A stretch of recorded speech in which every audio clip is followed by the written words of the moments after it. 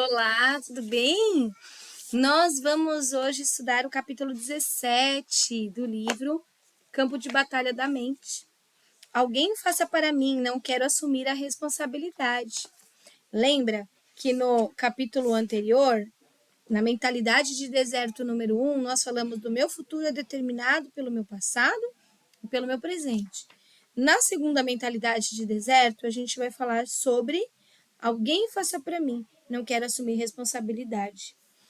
Em Gênesis 11 fala assim: tomou Tera a Abraão, seu filho, e a Ló, filho de Arã, filho do seu filho, e a Saraí, sua nora, mulher do seu filho, Abraão, seu filho Abraão, e saiu com eles de Ur dos Caldeus para ir à terra de Canaã.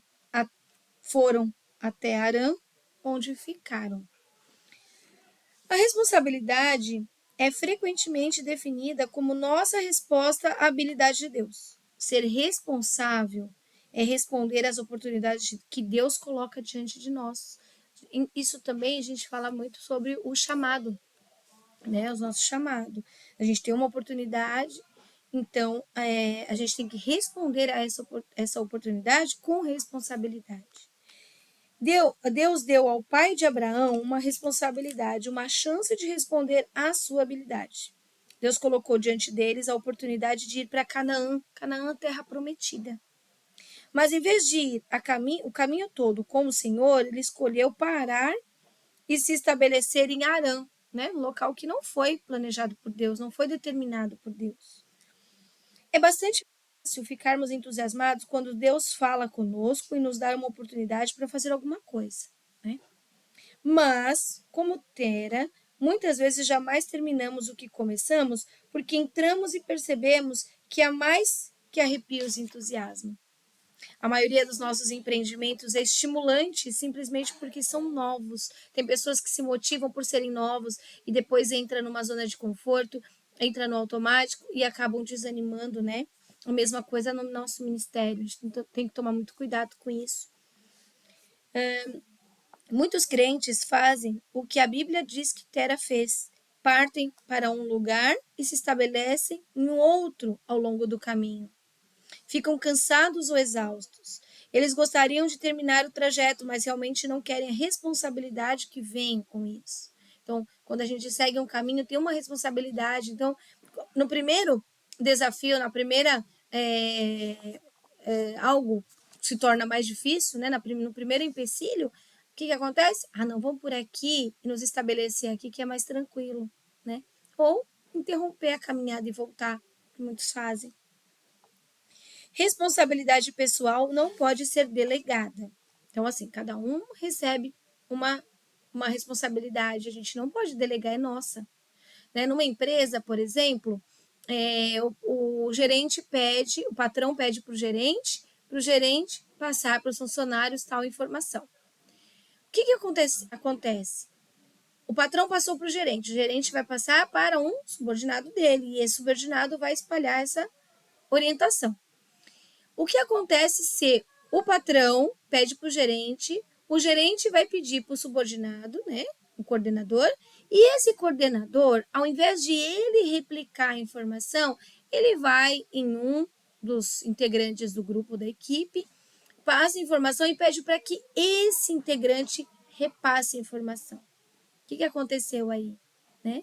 Então, saiu debaixo de uma direção, já não está mais na direção que era para ter. Então, aqui, quando a responsabilidade é nossa, nós temos que fazer, cumprir, né? Não podemos delegar.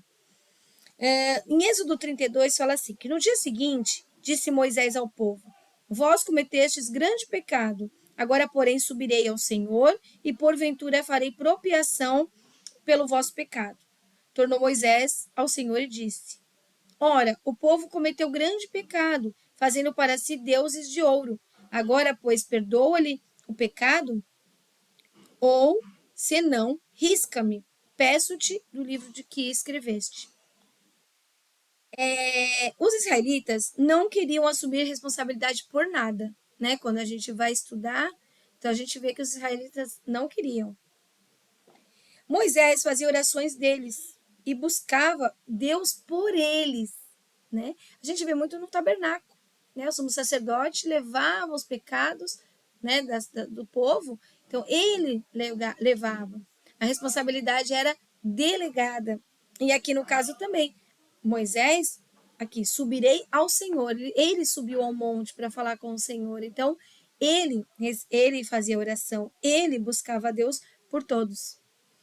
Ele até mesmo se arrependeu por eles, quando se envolveram em problemas, quando as pessoas se envolviam em problemas, Moisés ia até o Senhor e ele mesmo se arrependia no lugar das pessoas. Por exemplo, um bebê não tem responsabilidade nenhuma, né? Mas, na medida que ele vai crescendo, a gente espera que ele assuma algumas responsabilidades, né? Pequenas, depois maiores, até chegar na fase adulta. Um dos principais papéis de um pai é ensinar os filhos, né? Direcionar e ensinar que eles aceitem responsabilidades. Deus deseja ensinar a mesma coisa a nós. O Senhor deu oportunidade para a autora ser uma ministra em tempo integral, né? Então isso é, nossa, é maravilhoso. Para ensinar sua palavra no rádio e na televisão, para pregar o evangelho em todos os Estados Unidos e em outros países. Mas tem um lado da responsabilidade desse chamado do qual muitos não sabem. Muitas pessoas dizem que querem ser ministros porque pensam que isso é um evento espiritual, que é algo esporádico, que não vai trabalhar, que é muito fácil, né? Muitas pessoas se inscrevem em emprego na organização, né, cristã deles, pensando que a maior coisa que poderia acontecer com ela seria tornar-se parte de um ministério cristão. Mais tarde descobrem que tem que trabalhar lá, o mesmo que em qualquer outro lugar.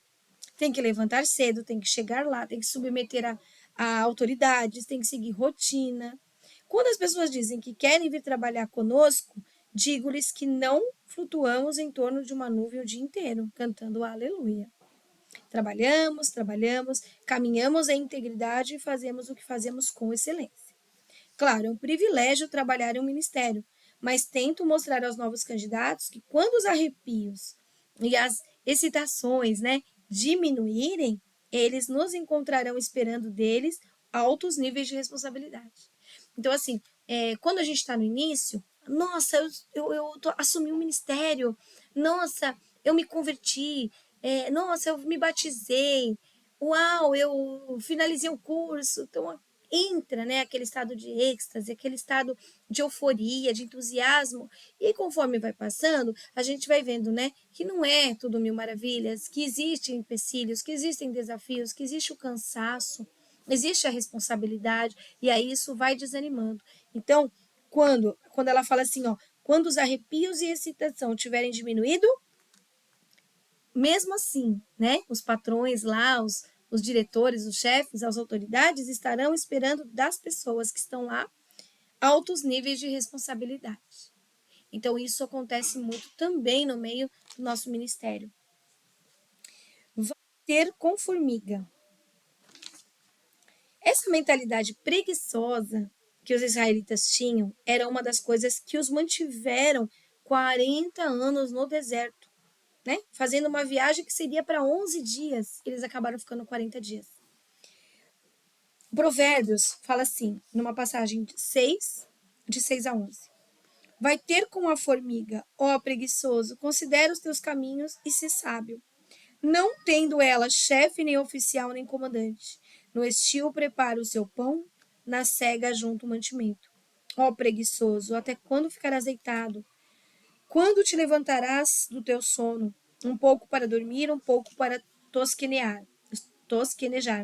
Um pouco para encruzar os braços em repouso. Assim sobreviverá a tua pobreza como um ladrão, a tua necessidade como um homem armado. Que fala assim, a nossa atenção aqui, vamos olhar para a formiga, né? A atenção aqui está voltada para a formiga. Que sem ter qualquer supervisor, qualquer comandante, qualquer chefe, né? Qualquer pessoa por cima dela, acima dela, supre a ela mesma e a família. Pessoas que sempre tem que ter alguém empurrando, levantando, incentivando, motivando, realmente jamais farão qualquer coisa grande, porque precisa de alguém para estar ali sempre em cima. Quando essa pessoa não estiver, pronto, aí não vai fazer mais nada. Aquelas que apenas fazem o que é certo quando alguém está olhando, também não vão longe. Eu vou fazer tudo certinho porque a minha líder, coordenadora do ministério, está olhando. Vou fazer tudo certinho porque meu pastor hoje vai estar aqui. Eu vou fazer tudo certinho para mostrar para os outros o que eu estou fazendo. Então, esse tipo de pensamento não leva a lugar nenhum. Não cresce, não chega longe. E assim, pelo contrário, estagna, muitas vezes para, né? Devemos ser motivados de dentro para fora. Então, onde eu estiver, a motivação vai comigo. Não é a sala bonita, arrumadinha, linda, maravilhosa. Não é o recurso que eu vou usar na salinha, não são os fantoches, não é o pastor, não é a líder, não é nada disso. Né? A motivação é o quê? Levar a palavra. Né? Devemos viver a nossa vida diante de Deus, sabendo que Ele vê tudo e que nossa recompensa virá dele se nós persistirmos ao fazer o que nos foi determinado, que foi nos dado como responsabilidade. Quando a gente fala aquela frase, né, muitos chamados e poucos escolhidos, em Mateus, né, 20:16 fala isso, porque muitos são chamados, mas poucos escolhidos.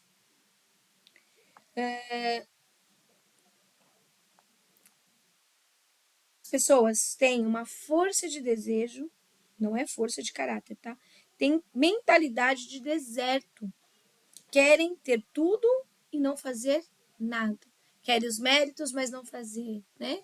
Quer um tempo ocioso, mas não faz por onde, não trabalha para poder dar um tempo de descanso. Então, tem aí uma continuação, né? Vamos complementar. Muitos chamados, poucos escolhidos. Então, levante-se e vá. Quando Deus disse a Josué que Moisés estava morto e ele deveria tomar o seu lugar e conduzir o povo através do Jordão até Canaã, a terra prometida, isso significava responsabilidade nova para Josué. O mesmo é verdade para nós quando nos adiantamos para reclamar da herança espiritual.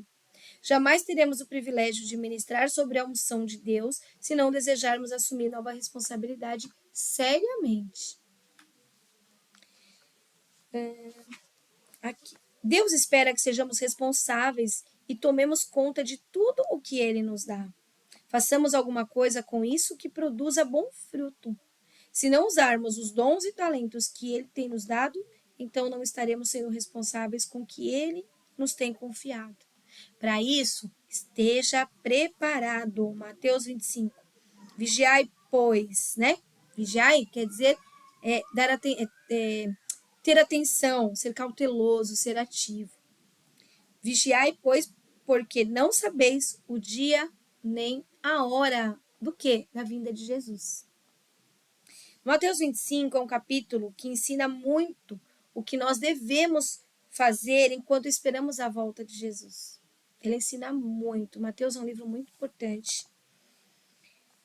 Tem a parábola das 10 virgens, né? Que 5 eram tolas, 5 eram sábias. Acho que todos conhecem, não conhecem, né? Nos primeiros 12 versos do capítulo 25 fala sobre essa parábola. As tolas não queriam fazer nada de extra para estarem certas de que estavam preparadas para encontrar o noivo quando ele retornasse. Elas fizeram estritamente o necessário com que poderiam passar.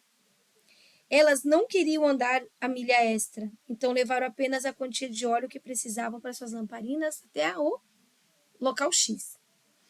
As virgens sábias foram além do que elas, né? E foram além do que elas tinham que fazer.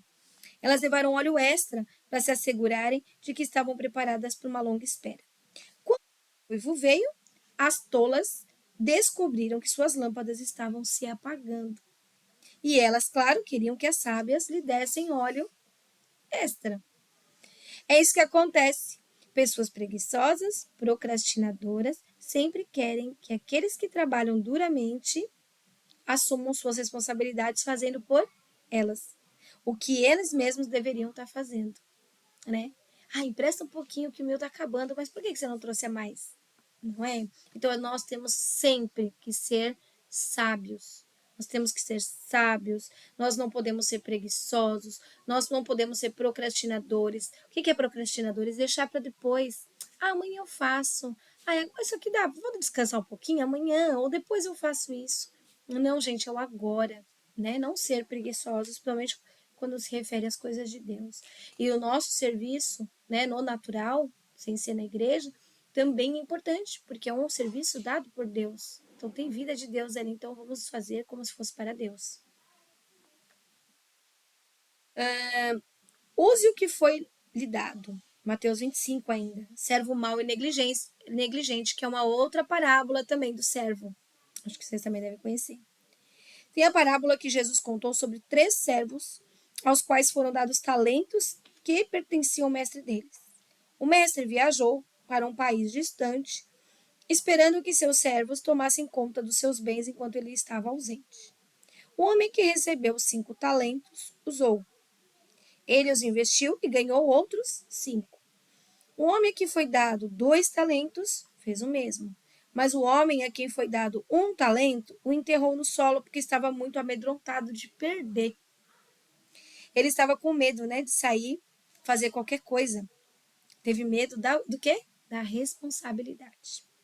Quando o mestre retornou, elogiou os 2 servos que haviam tomado os talentos que lhes tinham, né, havia dado e tinham feito alguma coisa com aquilo. Mas o homem que enterrou seu talento e não fez nada, o mestre disse: servo mau e negligente. Então ordenou que seu único talento lhe fosse tirado e dado ao homem com os 10 talentos. Aquele que multiplicou, né? De 5, multiplicou para mais 5. E o que o servo preguiçoso e negligente fosse punido. Coragem ou responsabilidade, né? Responder à responsabilidade que Deus deu para cada um. Né? Deus coloca no nosso coração, coloca na nossa vida, nas nossas mãos, tudo o que nós temos que fazer, né? E Ele espera que nós assumirmos essa responsabilidade. Quando o mestre retornar, nós não vamos estar apenas dando o que ele deu, né? Mas nós vamos ser um outro tanto, porque nós vamos multiplicar os talentos que nos foi dado. A Bíblia claramente nos mostra que a vontade de Deus é que produzamos bons frutos. João 15. Tenha medo da responsabilidade e aprenda a lançar seu cuidado, mas não a sua responsabilidade. Algumas pessoas aprendem a não se preocupar com coisa alguma, tornando-se especialista em lançar o seu cuidado. Elas se tornam tão confortáveis que também lançam a responsabilidade. Então, assim, quando a gente fica confortável sabendo que nós estamos sendo cuidados, então o que a gente faz? A gente fica tão, mas tão confortável, e aí a gente acaba o quê? Passando a nossa responsabilidade para o outro, para não assumi-la. Então vamos ajustar nossa mente para fazer o que está na nossa frente e não fugir de nada só porque parece desafiador. Lembre-se de que se Deus lhe dá tudo o que você pede, há uma responsabilidade que vem junto com a bênção. Se você tem uma casa ou um carro, Deus espera que você tome conta disso. O demônio da preguiça pode atacar sua mente e seus sentimentos, mas você tem a mente de Cristo. Como que a gente faz para ter a mente de Cristo mesmo? Lembra? Renovando a nossa mente, trazendo à nossa mente coisas positivas, palavras de Deus, assistindo coisas positivas, conversando coisas positivas, né? Lembra disso? Certamente, tendo a mente de Cristo, vai reconhecer facilmente as armadilhas do inimigo, né? Recordo-me que tudo parecia muito bom para o emocional da autora. Ela se lembra que tudo parecia muito bom para o emocional. Mas Davi ficava dizendo tudo o que teríamos que fazer para cuidar dela. Ele me lembrou de como já éramos ocupados e que não tínhamos tempo para assumir responsabilidade de outra casa. Ele me falou sobre o cuidado com a grama, manutenção, pagamentos. Ele disse que seria melhor alugar um lugar quando precisássemos sair e não assumir a responsabilidade de ter um. Eu estava olhando para o lado emocional do assunto e ele para o lado prático. Sempre que tomamos uma decisão, devemos olhar para os 2 lados. Como se fosse uma rua para atravessar, a gente olha para os 2 lados, né? Não apenas para o lado. porque de repente alguém vem na contramão. A gente não olha só para o lado que será mais agradável, né? Mas a responsabilidade que exigirá. Um lar junto a um lago é perfeitamente bom para aqueles que têm tempo para colocar nele. Mas nós, no caso a autora e o marido, realmente não tínhamos. Bem no íntimo eu sabia disso, mas de vez em quando, durante o ano, tentei convencer Davi, que é o marido, a comprar perto do lago, uma casa perto do lago. Estou feliz porque ele se manteve firme e não comprou. Se ele não tivesse tenho a certeza de que teríamos comprado a casa, manteríamos por algum tempo e provavelmente acabaríamos por vendê-la, porque dava trabalho. Quando isso terminou, amigos nossos compraram a casa junto ao lago e nos deixaram usá-la quando a nossa agenda permitisse. Se você for sábio, descobrirá Deus satisfazendo suas necessidades da maneira dele. Qualquer um, andando na mente de Cristo, caminhará em sabedoria e não em emoção. Então, a mente de Cristo, a gente acaba usando a sabedoria, não a emoção. E a emoção é como aqui, né? Nós falamos aqui no comecinho que a emoção a gente acaba perdendo, né? No caso aqui, lembra que nós falamos do que acaba perdendo o entusiasmo, acaba entrando numa zona de conforto, no automático. Então, não foquem nas emoções, foquem na mente de Cristo. Busquem preencher a mente com a mente de Cristo. Então, seja responsável, assuma a responsabilidade. Bom? E o estudo de hoje fica por aqui. Fiquem com Deus.